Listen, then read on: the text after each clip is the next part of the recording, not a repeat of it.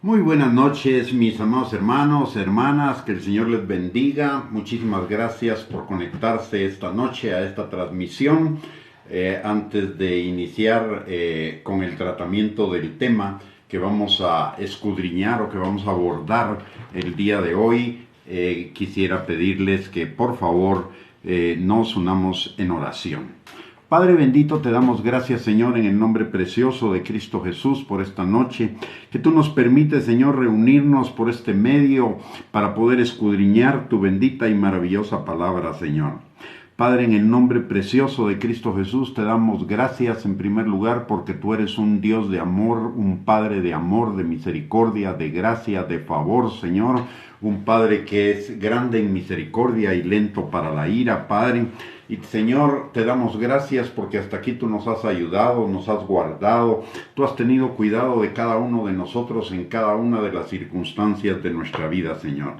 Padre, en el nombre precioso de Cristo Jesús, te damos gracias por toda tu provisión, tu cuidado, tu libertad, tu restauración, tu sanidad, Señor, pero por sobre todo, Padre, por esta salvación tan grande y maravillosa que tenemos en ti.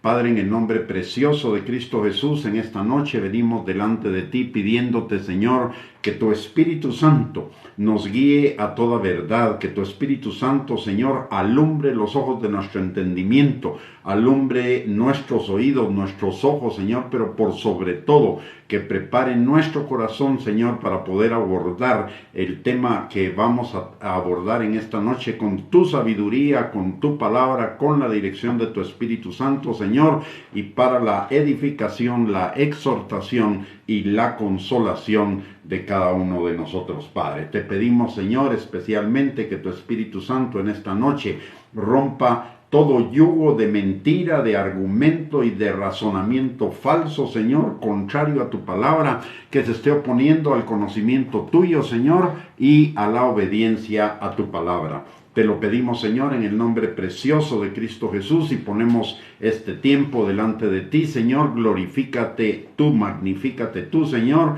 y que toda la gloria, la honra y la alabanza, Señor, sea solamente para ti. Te lo pedimos, Señor, en el nombre precioso de Cristo Jesús. Amén y amén.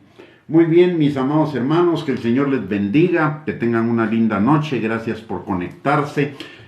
Vamos a iniciar nuestro estudio del día de hoy recordando que estamos estudiando el capítulo 5, 6 y 7 del libro de Mateo, que es el pasaje conocido como el Sermón del Monte, y al que muchos le llaman la constitución del reino, porque establece los principios fundamentales que sostienen toda la enseñanza posterior de Cristo Jesús en su ministerio terrenal. De hecho, la mayoría de todas las demás enseñanzas de Jesús se sustentan o se fundamentan en las enseñanzas de estos 3 capítulos.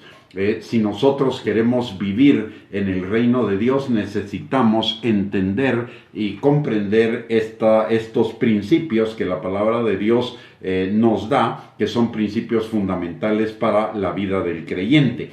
Y dentro de esos aspectos, la palabra de Dios no evade el tema del divorcio y el tema del nuevo nacimiento. De alguna manera los aborda, y de alguna manera la Escritura nos da algunos principios que nos pueden ayudar a aclarar el tema. Y notemos que dije que cuando le ponemos título a esta enseñanza, le ponemos el título de perspectiva desde la Biblia del divorcio y del nuevo matrimonio. No le ponemos enseñanza bíblica o la perspectiva bíblica del divorcio del matrimonio, por una razón muy importante.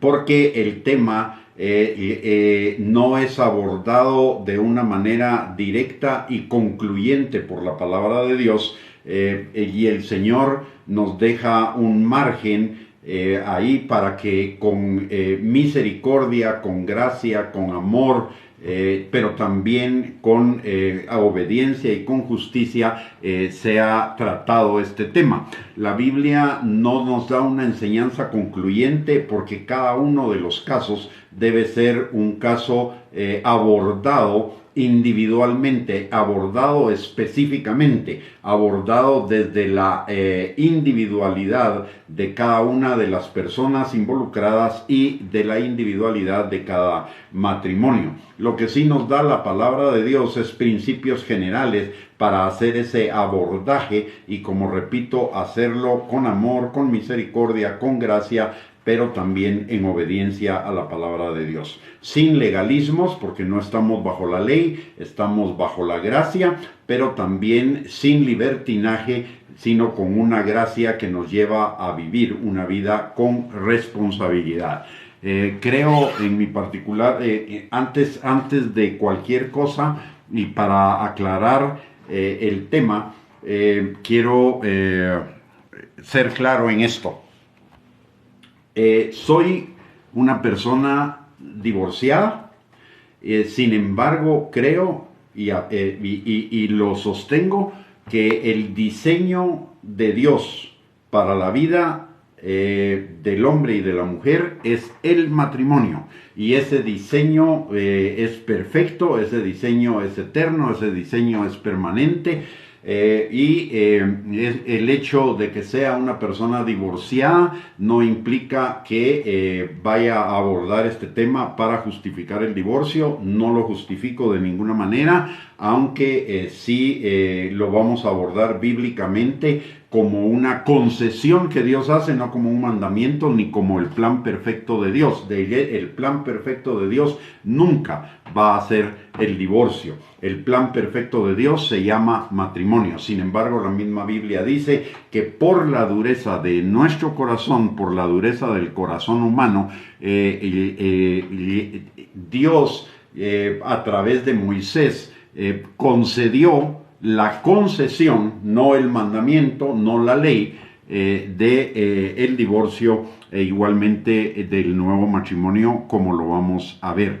Este es un tema que por más de 40 años de mi vida como creyente lo he estudiado, lo he analizado, y lo que voy a aportar son mis conclusiones desde la perspectiva bíblica y desde la perspectiva de la práctica cotidiana de este tema. De ninguna manera voy a justificar una posición personal, y también entiendo algo y quiero aclarar al respecto de este tema. Como lo mencioné también en el anuncio de la transmisión, este es un tema peliagudo, es un tema en el cual el Espíritu Santo nos tiene que guiar a cada uno de nosotros, y de lo que yo pueda enseñar el día de hoy no podemos hacer ninguna doctrina. De hecho, la vida de la iglesia ha estado marcada por un conflicto que lleva alrededor de unos 2000 años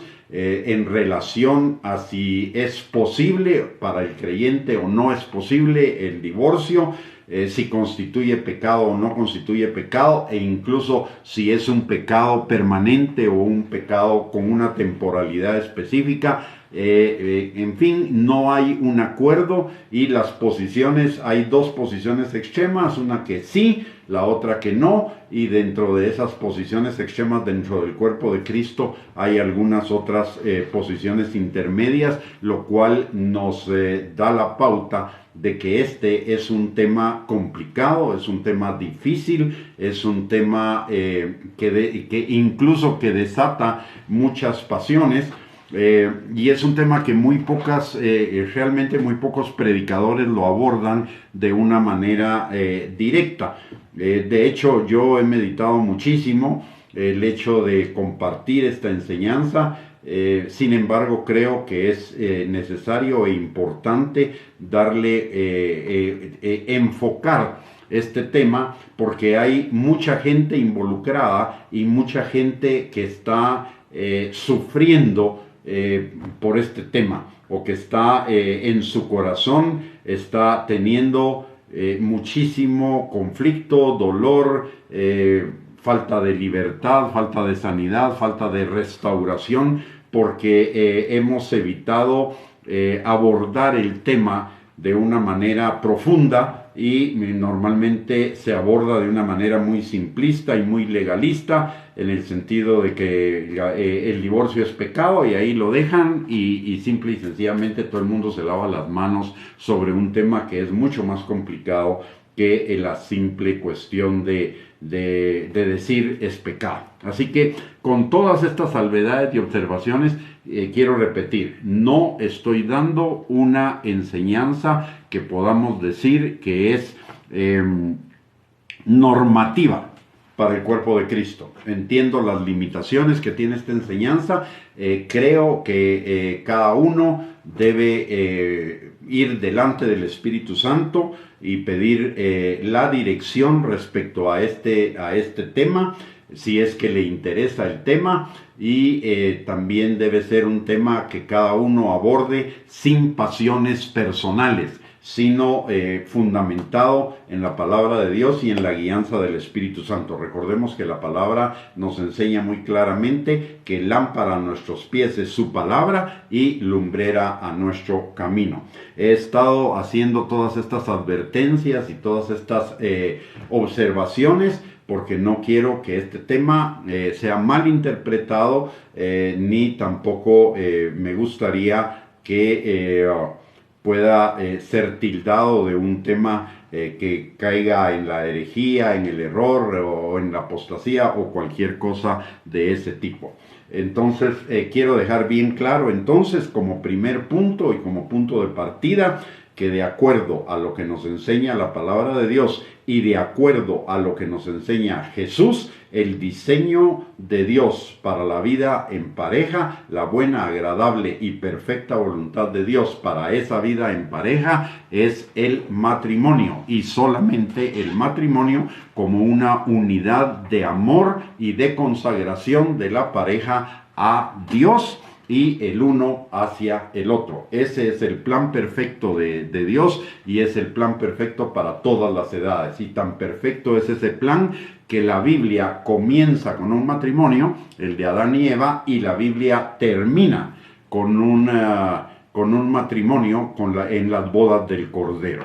Entonces el matrimonio es la buena, agradable y perfecta voluntad de Dios para nuestras vidas. Ahora bien, para Dios no es ajeno que el corazón del hombre es un corazón engañoso y perverso. Aun cuando sea un creyente, una parte del corazón del hombre sigue siendo engañoso y perverso en tanto no sea renovado por el poder del Espíritu Santo. En el creyente sigue habiendo pecado y el pecado causa una gran cantidad de problemas, de distorsiones en todos los ámbitos de la vida del creyente, y en el matrimonio no es la excepción. Vemos en la palabra de Dios algunos casos, como el caso de Oseas, como el caso de David, en donde por situaciones muy específicas tuvieron que afrontar una cuestión de divorcio que la Biblia no la niega, no la oculta, más bien la aborda con toda la sinceridad del caso, sin por ello validar que el divorcio haya sido el plan perfecto de Dios para estas personas en la Biblia. De ninguna manera afirmo, sostengo que el perfecto plan de Dios para el matrimonio, para la vida del hombre y de la mujer, es el matrimonio. La palabra de Dios claramente nos dice en Génesis capítulo 2, versículo del 22 comenzando con el 18 al 25, no es bueno que el hombre esté solo, le haré ayuda idónea, y por esto dejará el hombre a su padre, a su madre, se unirá a su mujer y serán una sola carne. Y este es el principio fundamental que Jesús no invalida.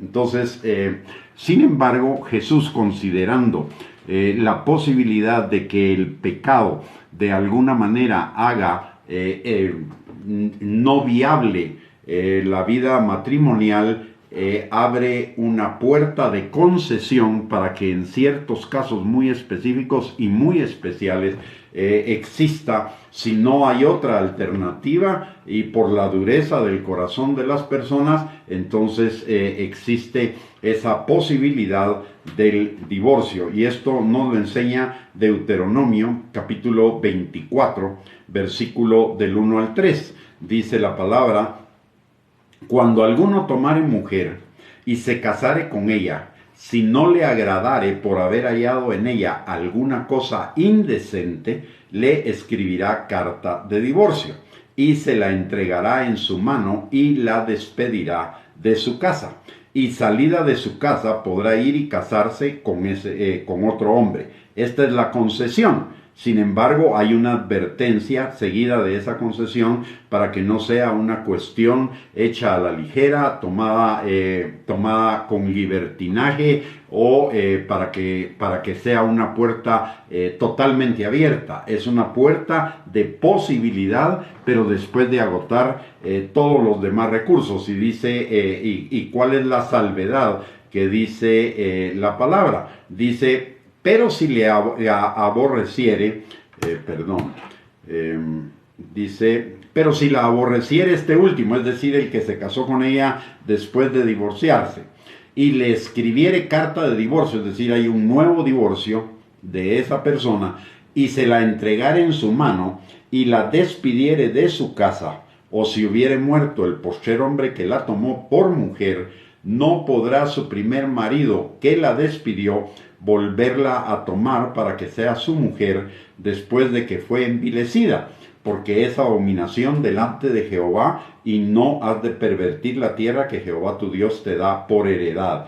En este pasaje hay dos salvedades o dos salvaguardas del matrimonio y para que el divorcio no sea algo hecho a la ligera o a lo loco. La primera es que dice: y le escribirá carta de divorcio. No es solo decir: ya no quiero estar con vos, ya no quiero vivir con vos y me voy.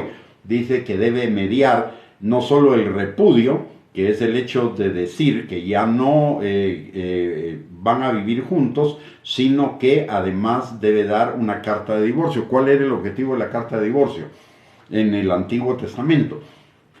La carta de divorcio debía ser presentada delante de los ancianos de la comunidad, es decir, de la ciudad, de la aldea, de donde se fuera, de donde se estuviera produciendo ese divorcio. ¿Y por qué debía presentarse frente a los ancianos de la iglesia, de la comunidad? Porque los ancianos eran personas sabias, personas versadas en la palabra de Dios, personas que sin tener la categoría que hoy tienen los jueces del sistema judicial, eran responsables de juzgar todos los asuntos de acuerdo con la palabra de Dios, y tenían una ventaja más. Los pueblos, las ciudades, las aldeas en ese tiempo eran sumamente pequeñas, y al ser sumamente pequeñas, todo el mundo se conocía, todo el mundo conocía la vida y milagros de las personas, y por lo tanto muy difícilmente estos ancianos podían ser engañados. Entonces la carta de divorcio debía ser presentada delante de los ancianos para que ellos juzgaran la situación, y si y antes de conceder el divorcio, pues vieran si se habían agotado todas las posibilidades de resolución y de restauración de ese matrimonio. Hasta que los ancianos autorizaban la carta de divorcio, era que el divorcio cobraba efecto. Y la segunda salvedad era que lo pensara muy bien el que se estaba divorciando, porque una vez se divorciara no había vuelta de hoja. No podía volverse a casar con la mujer de la cual se había divorciado. En otras palabras, lo que está enseñando la Biblia con este pasaje es que la persona debía pensarlo muy bien y estar muy seguro, y que sus argumentos fueran argumentos tan contundentes que estuviera dispuesto a dejar esa relación permanentemente. Entonces, bajo estas dos salvedades, el Señor concede esa concesión, y lo dice Jesús en Mateo 19, que esa fue dada, no es un mandamiento. Lo que está en Deuteronomio 24, versículo del 1 al 4, no es un mandamiento, sino que es una concesión por la dureza del corazón de las personas. Entonces, con esas dos salvedades, la persona podía divorciarse, y una vez divorciado, prácticamente pasaba a la categoría de persona soltera, y como persona soltera podía volver a contraer matrimonio. Una cosa que es bien importante en cuanto a la Biblia es que la Biblia nunca menciona la palabra divorciado como un estatus de las personas. Simplemente en la Biblia hay tres estatus de las personas, que es soltero, casado y viudo. Entonces la persona divorciada pasaba al estatus de soltera, y le era aplicable todo lo concerniente a la soltería. Muy bien, entonces una vez dicho esto, hablando del contexto de la enseñanza de Jesús, podemos entrar un poquito más profundamente en lo que Jesús enseña. Démonos cuenta que la palabra de Dios, y esto debe quedar muy claro, en la palabra de Dios el divorcio, tal como lo establece Deuteronomio 24 del 1 al 4, es una concesión, no un mandamiento, y una concesión que tiene salvedades que apuntan a agotar todos los esfuerzos de restauración de la relación matrimonial antes de proceder a un divorcio. Que el divorcio es digámoslo así, de las soluciones, es el mal menor. No es un bien. El divorcio, desde la perspectiva de Dios, no es un bien, es un mal menor. Y es un mal menor para salvaguardar a las personas involucradas de un mal mayor.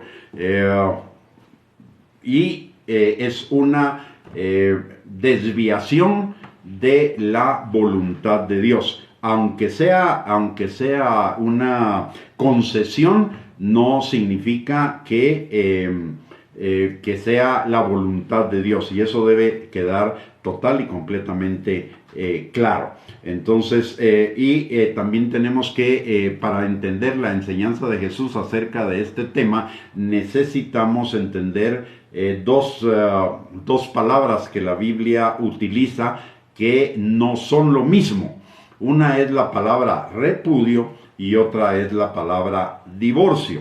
El repudio significa que uno de los dos ya no quiere vivir con el otro, y de alguna manera lo echa, se separa o rompe la relación matrimonial, pero sin llevar el asunto a la consideración de los ancianos de la ciudad, sin llevar el asunto a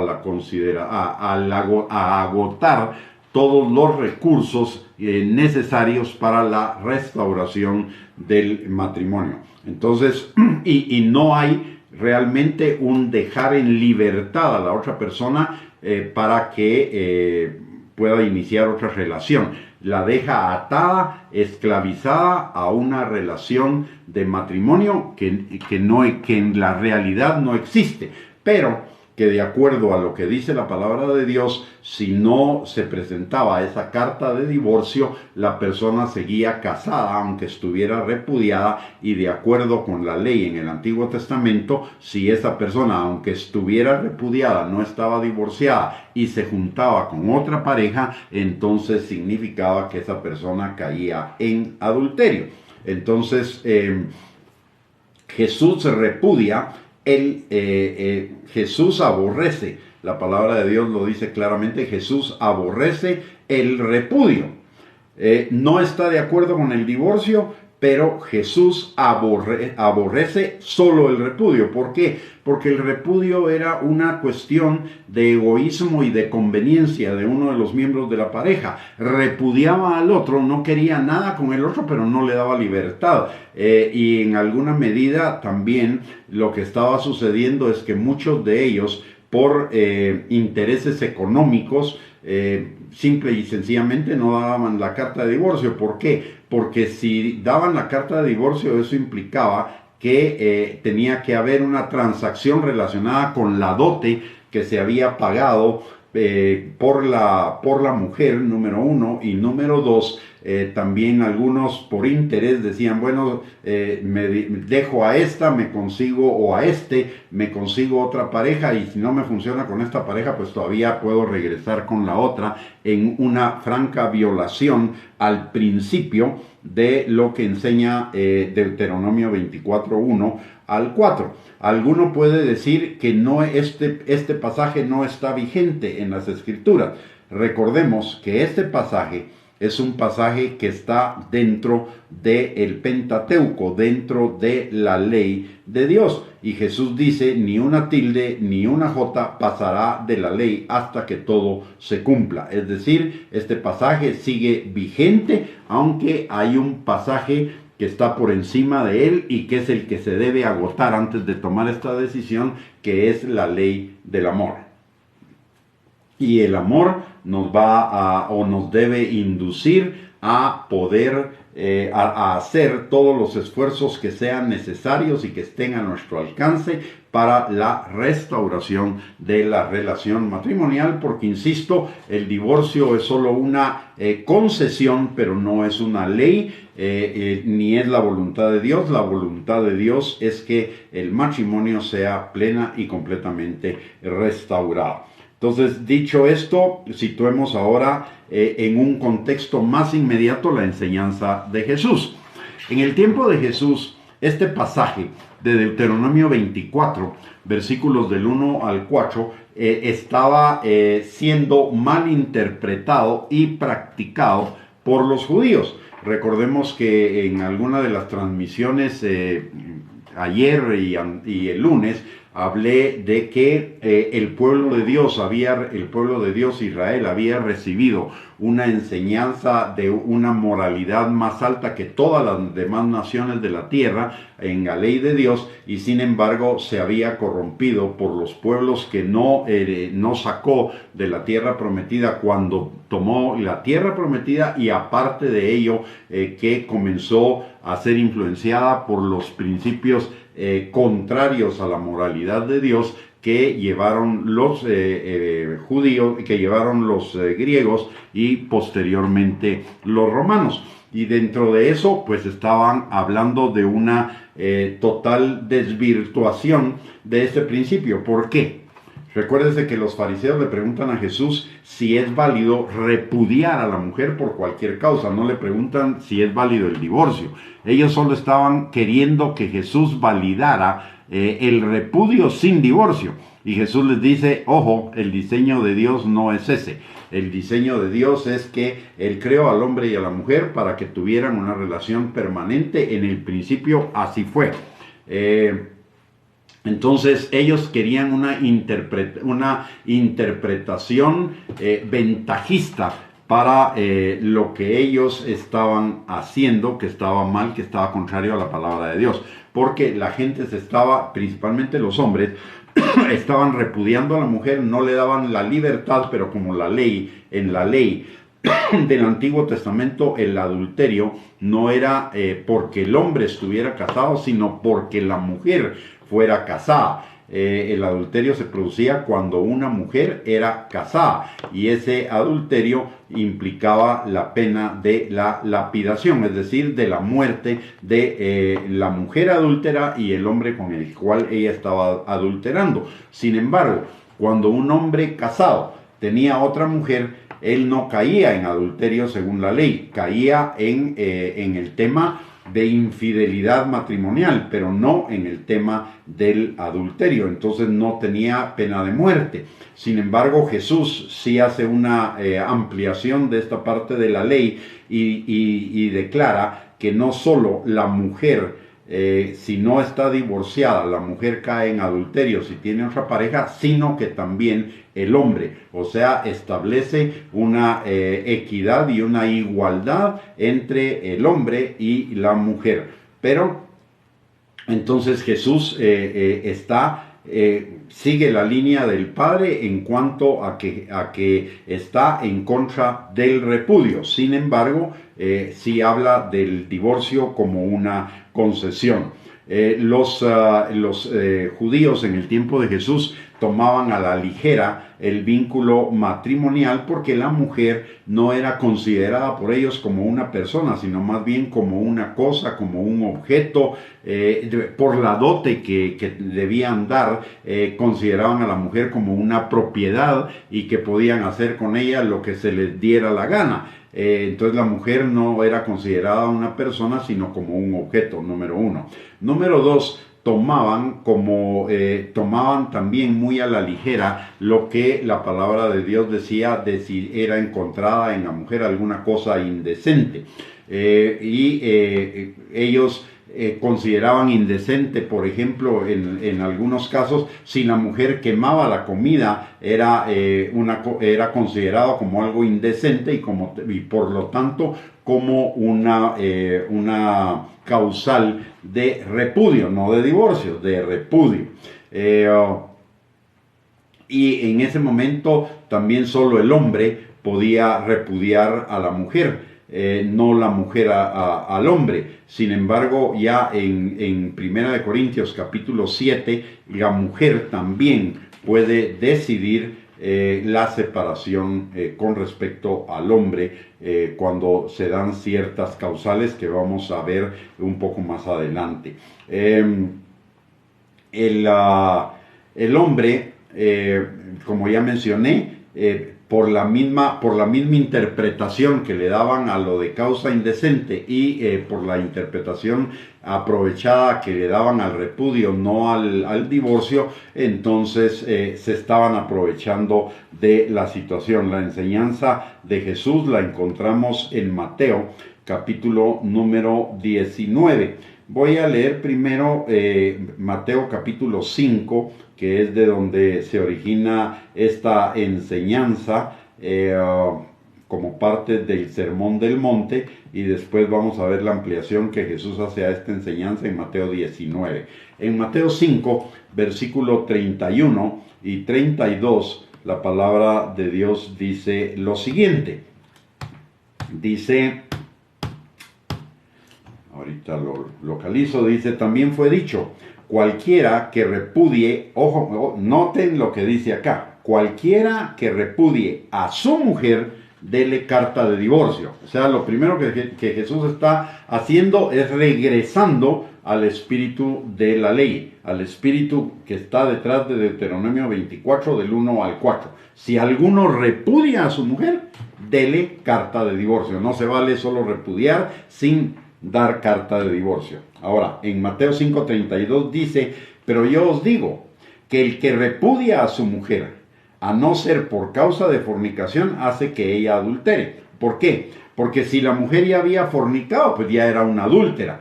Pero si no había fornicado y se estaba divorciando e iba a tener otra pareja, entonces iba a caer en el adulterio.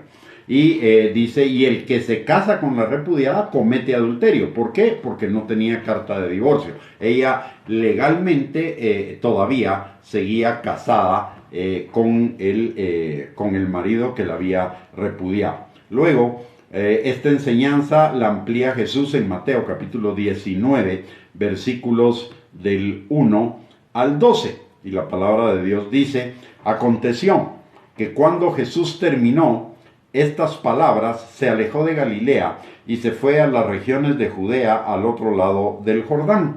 Y le siguieron grandes multitudes y los sanó allí. Entonces vinieron a él los fariseos tentándole y diciéndole, ¿es lícito al hombre repudiar a su mujer por cualquier causa? Note que no están hablando de divorcio, sino de repudio. Él respondiendo les dijo, ¿no habéis leído que él los hizo al principio, varón y hembra los hizo? Y dijo, por esto el hombre dejará padre y madre y se unirá a su mujer y los dos serán una sola carne. Así que ya no son más dos, sino una sola carne. Por tanto, lo que Dios juntó, no lo separe el hombre.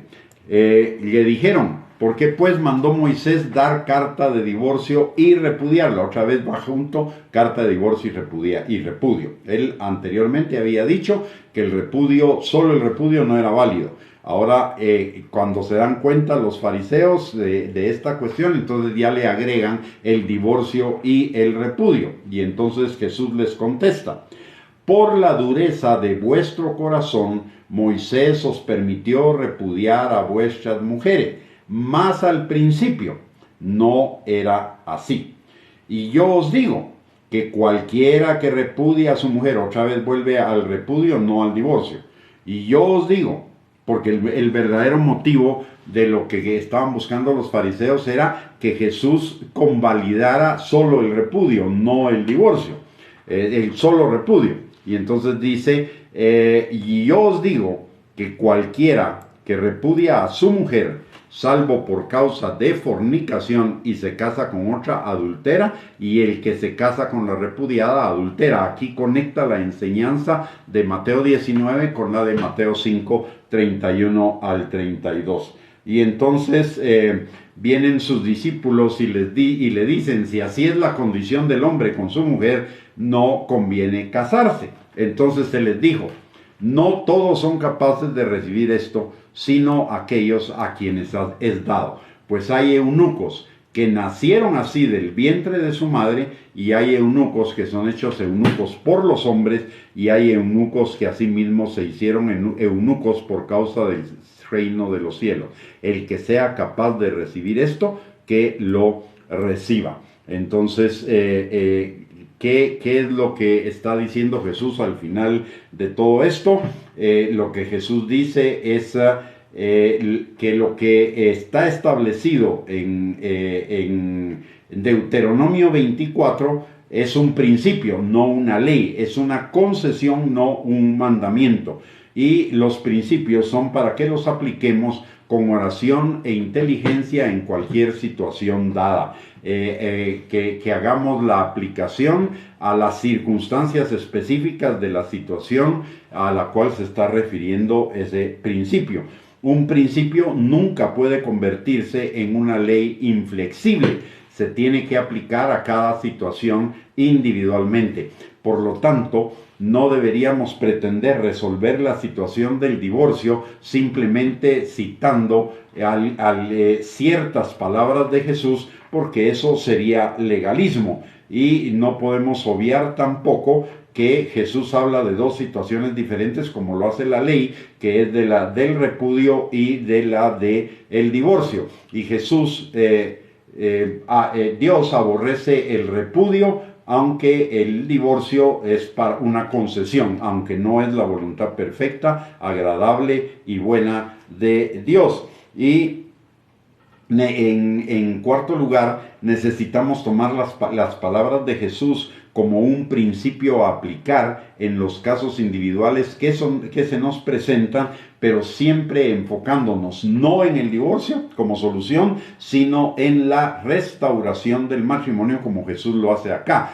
Jesús, en lugar de abordar directamente la cuestión del repudio y del divorcio, él lo que hace es referirse a el plan perfecto de Dios para el matrimonio, para indicar que la prioridad debe ser la restauración de la relación matrimonial, y solamente si ello no llegara a ser posible por la dureza del corazón de uno de los miembros de la pareja o de ambos, entonces podría proceder el divorcio, pero después de agotar todas las demás posibilidades para que el matrimonio fuera restaurado. El ideal que Jesús nos plantea acá es que el matrimonio sea una unión indisoluble entre dos personas, que se debe entrar en él como una unión total de las dos personas, no simplemente como una unión para algunas cosas, sino como una unión para toda la vida. No fue diseñado para hacer posible un acto o algunos actos solamente de la vida de las personas, sino para hacer posible un compartir toda la vida de una manera mutuamente satisfactoria. Y ayer hablaba de un caso donde en el cual muchas parejas cristianas caen y que realmente implican que no hay una verdadera unidad ahí. Y es, por ejemplo, el caso de las finanzas. Es muy evidente que en algunos matrimonios el manejo de las finanzas está dividido de esta forma. Con mi salario, con mis ingresos, yo voy a pagar estos y estos gastos. Y con los tuyos, tú pagas esto y esto. Cuando en realidad, si fueran uno, deberían juntar los ingresos y de ahí pagar todo. Ya no como esto lo pago yo y esta es mi responsabilidad, y si es mi responsabilidad también tenés que reconocerme, va implícito eso de deberías agradecerme que yo pago estas cosas. Entonces ahí no hay una verdadera unidad. Ahí lo que hay es una unidad para algunas cosas, pero no una unidad para todas las cosas, como debe ser la vida matrimonial. La otra cosa que Jesús nos dice es que la vida, incluido el matrimonio, no es ni nunca podrá ser un asunto perfectamente nítido y ordenado por la cuestión del pecado, por la dureza del corazón, por el corazón engañoso y perverso de las personas. En tales casos, lo que Jesús nos está enseñando es que no hay que olvidar tres principios fundamentales del matrimonio. Uno es la santificación y consagración del matrimonio para con Dios, número uno, y del uno para con el otro. En segundo lugar, que la comunicación debe ser importante para resolver, debe ser una comunicación fluida y una comunicación en ambas vías para poder resolver todas las circunstancias o los problemas o los desacuerdos que se vayan presentando, y que el punto fundamental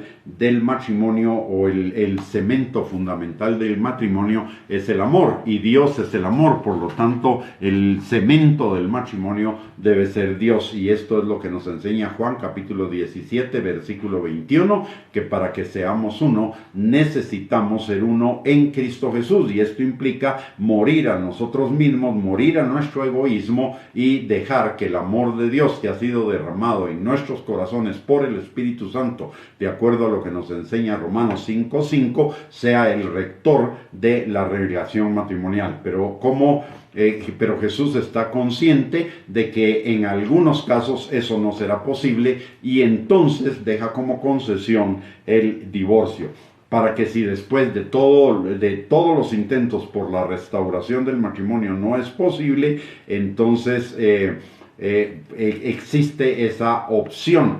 En tal caso, ¿por qué razón? Porque recordemos algo: el Señor nos llamó a libertad. El reino de Dios es justicia, paz y gozo. Y si bien es cierto, dice que en el mundo tendremos aflicción, no significa que una persona deba vivir en aflicción toda la vida. La palabra de Dios nos enseña que todas las cosas obran para bien de los que amamos a Dios, y que por lo tanto podemos tener victoria en todas las circunstancias de nuestra vida. Y cuando esa victoria no es posible por un camino, pues el Señor nos da una concesión para que esa victoria sea alcanzada por otro camino, y que esa persona pueda experimentar la justicia, la paz y el gozo del reino, sin necesidad de estar soportando una relación que es egoísta, una relación de abuso, una relación de violencia, una relación donde su corazón no está siendo guardado, sino está siendo lastimado, etcétera. Una relación donde en lugar de ser una relación de felicidad para ambas personas, es una relación de infidelidad. Es muy difícil reconocer que un razonamiento que cierre totalmente la puerta al divorcio y que obligue a las personas a estar en una relación que hoy se conoce como una relación tóxica o relaciones de abuso, es muy difícil poder reconocer que tal razonamiento pues se pueda llamar cristiano. Y de hecho la Biblia nos habla acerca precisamente de lo que significa el ser cristiano en medio de esas situaciones. Y también es extremadamente difícil ver a Jesús condenando legalísticamente a dos personas en una situación de ese tipo. Esto no quiere decir, como lo he insistido, que se deba facilitar el divorcio, pero sí que cuando todos los recursos físicos, mentales, espirituales se han aplicado a la situación y esta permanece incurable y hasta peligrosa para las personas, hay que ponerle un límite. Y esos límites pasan primero por la separación, para dar un tiempo a los miembros de la pareja para una reflexión, volver en sí y explorar la restauración del matrimonio. Y si a pesar de todo ello no funciona, la consideración del divorcio como una posibilidad, aunque no como una obligación ni un mandamiento. La Iglesia, lejos de considerar a las personas implicadas en tal situación como algo fuera de su responsabilidad, debería hacer todo lo posible con energía, con ternura, pero con misericordia, con gracia, para ayudar a las personas con el verdadero espíritu de Cristo, es decir, con amor, con misericordia, con gracia, con perdón. Y hay una cosa, este tema debería ser abordado en la Iglesia con más simpatía y con menos condenación. Porque el fracaso en el matrimonio es el que menos se ha de plantear en términos legalistas y más en términos de amor. Recordemos lo que dice la palabra en Gálatas capítulo 6, versículo 1 y 2. Dice: hermanos, si alguno fuere sorprendido en alguna falta, vosotros que seáis espirituales, restauradle con espíritu de mansedumbre, no con espíritu de condenación, considerándote a ti mismo, no sea que tú también seas tentado. Sobrelleven los unos las cargas de los otros y cumplan así la ley de Cristo. Por el otro lado, en este caso no es tanto la ley lo que hay que mantener, sino la misericordia. Y recordemos en este punto la actitud de Jesús con la mujer sorprendida en adulterio.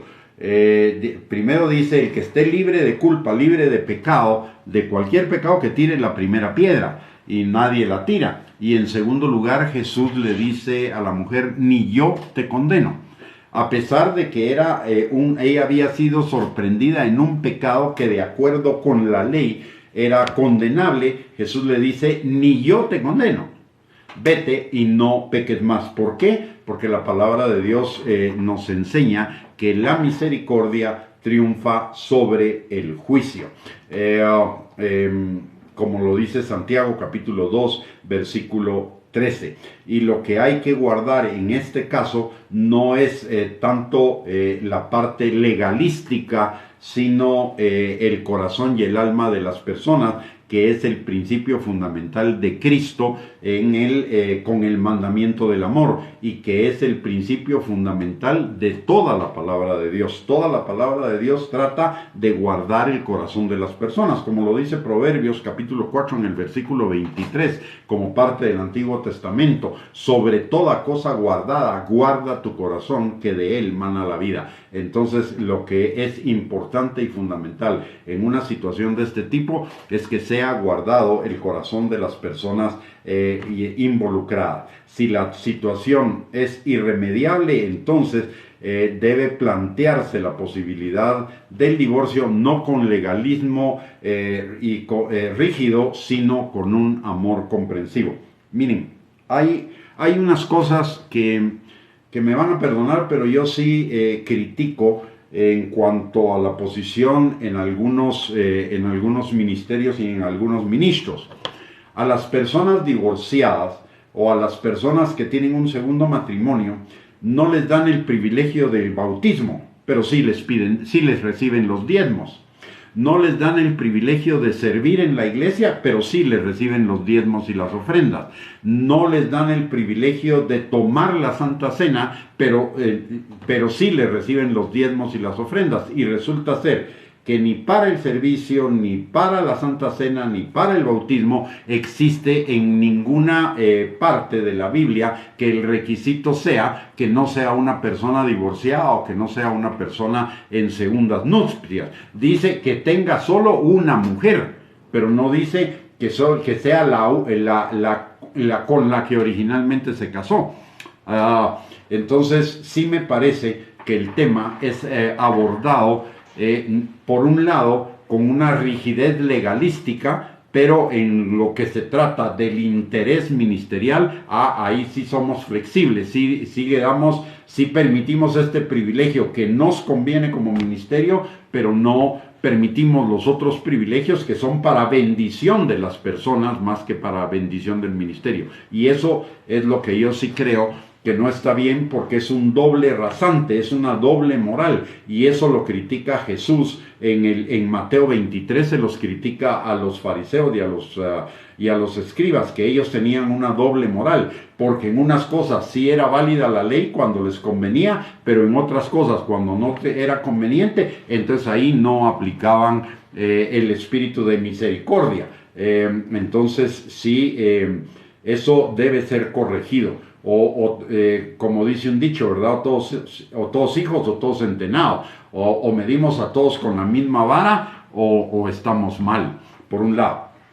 Ahora quiero, para terminar este tema del divorcio, que debe ser tratado con misericordia, con amor, sin salirnos de la palabra de Dios, pero sí tomando como primer mandamiento el amor al prójimo. Algunas causas bíblicas del divorcio, de acuerdo a lo que nos enseña la palabra de Dios. En primer lugar, en Mateo 5:32 queda muy claro que el adulterio sí es una causal de divorcio. Por el otro lado, en 2 de Corintios capítulo 6, versículo 14, la palabra de Dios dice: no os unáis en yugo desigual con los incrédulos, porque qué compañerismo tiene la justicia con la injusticia, y qué comunión la luz con las tinieblas. Y en 1 Corintios 7:15 dice: pero si el incrédulo se separa, sepárese, pues no está el hermano o la hermana sujeta a servidumbre en semejante caso, sino que a paz nos llamó Dios. Entonces, aparte del adulterio, otro motivo para el divorcio podría ser una persona incrédula, hereje, apóstata, en yugo desigual, que le está impidiendo a la persona creyente guardar su corazón y crecer en su fe, practicar su fe y poner e ir adelante en su crecimiento como creyente. En Proverbios 21:9 también la palabra de Dios dice: mejor es vivir en un rincón del terrado que con mujer rencillosa en casa espaciosa. En Proverbios 21:19 dice: mejor es morar en tierra desierta que con la mujer rencillosa e iracunda. Y en Proverbios 25:24 dice: mejor es estar en un rincón del terrado que con mujer rencillosa en casa espaciosa. Entonces, de lo que nos está hablando es de la vida con una persona rencillosa, no solamente mujer, sino también con un hombre rencilloso. ¿Por qué? Porque el hombre rencilloso o la mujer rencillosa al final son personas iracundas, y si la ira no es controlada, la ira termina en violencia, y puede ser violencia emocional, violencia física, violencia psicológica, violencia mental, violencia sexual, violencia económica, etc.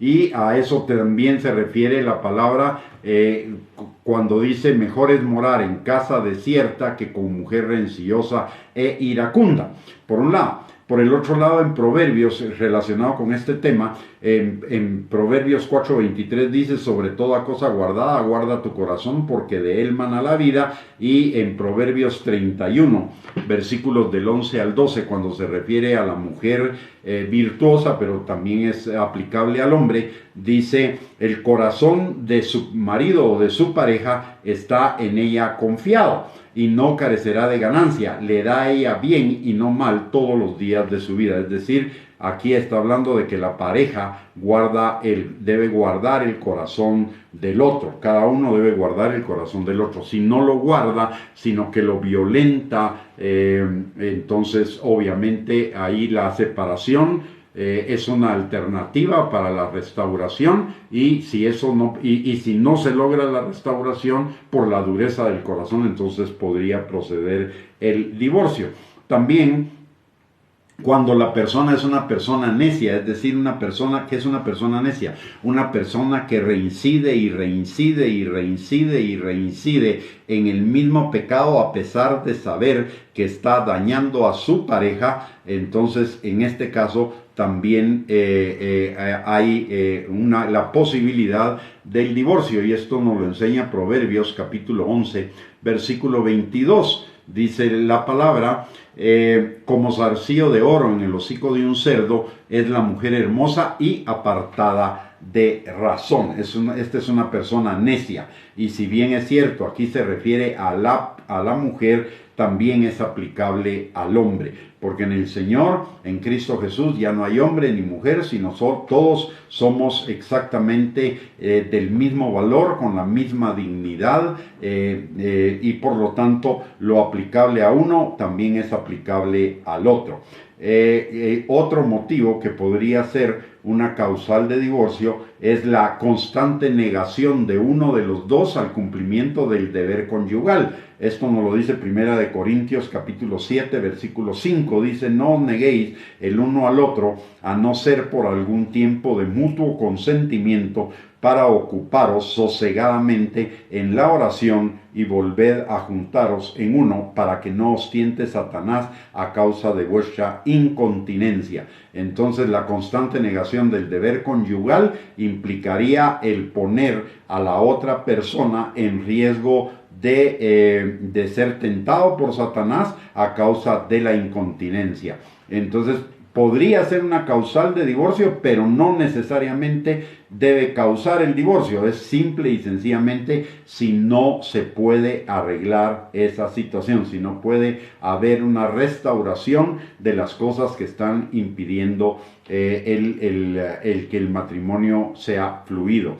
La otra cosa que podría ser una causal de divorcio es una mala administración de las finanzas y del hogar, que pudiera poner en riesgo constante el bienestar de la familia. En Proverbios 31, la palabra insiste muchísimo en esa habilidad y capacidad de la mujer, que, vuelvo a repetir, también es aplicable al hombre, y que habla de que la mujer virtuosa es una mujer que tiene cuidado de su familia, que es precavida con su familia, que además de ello administra bien su casa, que además de ello administra bien a sus empleados. Igualmente esto sería aplicable para el hombre. Entonces, las únicas causas que yo encuentro en la palabra de Dios como causales de un posible divorcio, pero como una concesión, no como una ley, y como algo que podría adoptarse después de agotar todas las instancias posibles para la restauración del matrimonio, y esto implica la búsqueda de soluciones en común, conjuntamente con la pareja, la consejería, la sanidad, la liberación, la restauración de las cosas que están afectando la vida familiar, y si ello no lleva a la restauración, pues entonces un tiempo de separación para reflexión y para seguir intentando la restauración del matrimonio, ya sin el calor de la convivencia que puede estar produciendo choques, solo como última instancia. Entonces podría procederse al divorcio. Entonces las causas podrían ser adulterio, que uno de los miembros de la pareja sea incrédula o haya caído en herejía, en apostasía o en apostasía, que una persona de la pareja o ambos sean rencillosos, que una persona de la pareja o ambos sean iracundos, violentos, que uno de los miembros de la pareja o ambos no guarden el corazón del otro, que uno o ambos miembros de la pareja sean personas necias, apartadas de razón, reincidentes en sus faltas en contra de la vida matrimonial. Aparte, que una o las dos personas se puedan estar negando al cumplimiento del deber conyugal, que una de las dos personas o ambas ejerzan una mala administración de las finanzas y del hogar que ponga en riesgo constante el bienestar de la familia. Bajo esos entendidos, entonces podría proceder el divorcio como una, y vuelvo a insistir, como una concesión, de acuerdo a lo que enseña Jesús en Mateo 19 y que enseña Deuteronomio 24, versículos del 1 al 4. No como un mandamiento, por un lado. Y por el otro lado, también hay que considerar que el divorcio, en el momento en el cual se realiza, sí constituye un pecado, porque es ir en contra de la voluntad de Dios, buena, agradable y perfecta, y un pecado del cual debe arrepentirse la persona, pedirle perdón al Señor por ese pecado, y la palabra de Dios dice que si confesamos nuestros pecados, Él es fiel y justo para perdonarnos y limpiarnos de toda maldad. ¿Por qué razón el divorcio de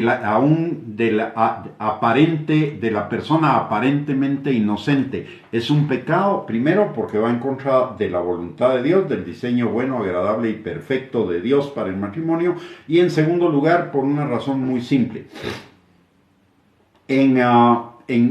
Así como para tener éxito en el matrimonio se necesitan dos, para fracasar en el matrimonio se necesitan dos, aunque uno de los dos tenga mayor culpa que el otro, pero ambos tienen su parte de responsabilidad, y por esa parte de responsabilidad es que deben pedir perdón, porque esa parte de responsabilidad, ya sea por malas decisiones, por malas elecciones, por carácter, por lo que haya sido, por negligencia, por falta de firmeza, por no poner límites, por lo que sea, esa es la parte de uno por la cual uno debe pedir perdón y arrepentirse.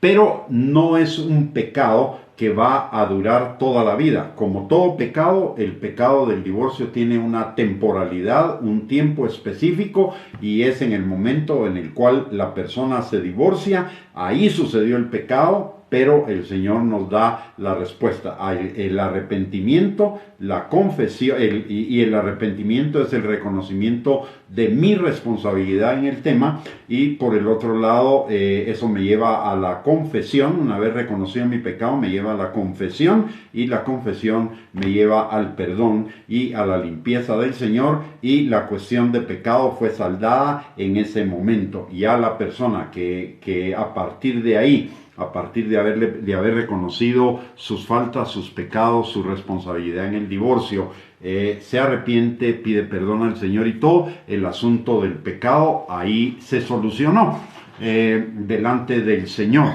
Quizá delante de los hombres no, pero delante del Señor sí. Y lo importante es que esté solucionado delante del Señor. En todo caso, el pecado del divorcio debe ser considerado como, por ejemplo, el pecado de asesinato. Si una persona asesinó a alguien en el pasado, pide perdón, se arrepiente y va delante del Señor, el Señor perdona su pecado y lo limpia de toda maldad. Esa persona no va a arrastrar el pecado por el resto de su vida. De la misma manera, una persona divorciada no tiene por qué arrastrar el pecado del divorcio por toda su vida. Entonces, la persona divorciada debe ser vista en la iglesia como una persona perdonada, y debe ser objeto de la misericordia, de la gracia del Señor y de la restauración, pasando por la sanidad, la liberación y la restauración de todas las causas que fueron su responsabilidad en el divorcio. La iglesia debe tener como Jesús, una actitud compasiva y una actitud de misericordia, recordando: ni yo te condeno, no peques, vete y no peques más. Así que esa sería la enseñanza sobre el divorcio que yo entiendo de la palabra de Dios. Es una perspectiva de la Biblia del divorcio. No pretendo con esto que esto se vuelva una fuente de doctrina, solo un punto de reflexión para que por sobre todas las cosas amemos como Dios ama a las personas, y que nos lo demostró con la mujer pecadora y con el delincuente en la cruz del Calvario. Se arrepintieron y el Señor no los condena. Dice la palabra en Romanos capítulo 8, versículo 1, que ninguna condenación hay para los que están en Cristo Jesús, que no andan conforme a la carne, sino conforme al Espíritu. La iglesia debería, o el cuerpo de Cristo, en los casos en los que así sucede, debería ser menos legalista y más compasiva, como Jesús, con la situación de las personas divorciadas. Y no nos dio tiempo de tocar el siguiente tema asociado, que es el tema del nuevo matrimonio, y este tema lo vamos a tocar, otro tema también álgido, pero que ya establecimos los principios, ¿verdad? El respeto a la buena voluntad de Dios, agradable y perfecta, al plan perfecto de Dios, pero también la misericordia y no el legalismo para tratar con este tema. Así que los espero el próximo lunes para terminar con los dos temas que tenemos pendientes, que derivan de este Mateo 5, 31 y 32, que es el nuevo matrimonio y la consagración del matrimonio. Así que vamos a terminar la enseñanza el día de hoy. Espero que haya sido de bendición, de edificación para su vida, y que no solamente seamos oidores de la palabra, sino hacedores. Si algo se necesita en la iglesia es misericordia y gracia para las personas que estén afrontando una situación como la situación de divorcio. Así que vamos a terminar la enseñanza, pero déjeme hacerle algunos anuncios nada más, o recordatorios, y después vamos a orar por usted y por todos los suyos. Padre, les quiero recordar que tenemos estas enseñanzas lunes, miércoles y jueves a las 8 de la noche para edificar nuestra fe, para ir escudriñando juntos la palabra de Dios. En segundo lugar, les recuerdo que tenemos dos recursos para también su edificación. Uno es nuestra página de internet www.reyesysacerdotes.net, y nuestro canal de YouTube a nombre de Gustavo Bianchi. Ahí va a encontrar cualquier cantidad de recursos de acceso gratuito para la edificación de su fe. Y por el otro lado, no, creo que no tengo más recordatorios, solo darle muchas gracias por haberse conectado a esta transmisión. Son un aliciente, son una motivación para seguir adelante en esta tarea, en este ministerio, en esta encomienda que el Señor nos ha dado. Es cierto que lo hacemos para el Señor, y para la gloria del Señor, pero también constituye una doble motivación el hecho de que usted se conecte para escuchar estas enseñanzas. Vamos a terminar orando. Le voy a pedir que me acompañe. Padre bendito, te damos gracias, Señor, en el nombre de Jesús, por esta noche, por el privilegio que nos has dado, Señor, de poder compartir esta enseñanza, de poder escudriñar con ese espíritu de amor, de gracia, de misericordia, de compasión, Señor, que tú tienes este tema, Padre, y te pedimos, mi Dios Todopoderoso, que ese mismo espíritu esté en cada uno de nosotros, para cuando tengamos la oportunidad de tratar este tema con alguna persona, y que sea un tema para edificación, exhortación y consolación, no un tema para condenación, Padre. Señor, también clamamos para que tu Espíritu Santo, Señor, obre en aquellas iglesias, congregaciones, denominaciones o personas que tratan este tema de una manera ligera y legalista, Señor, hiriendo o lastimando aún más el corazón de las personas que están en una situación de quebrantamiento de la relación matrimonial, Padre. Que tu misericordia, Señor, sea sobre ellos para poder edificar, exhortar y consolar a las personas en esta situación, Padre.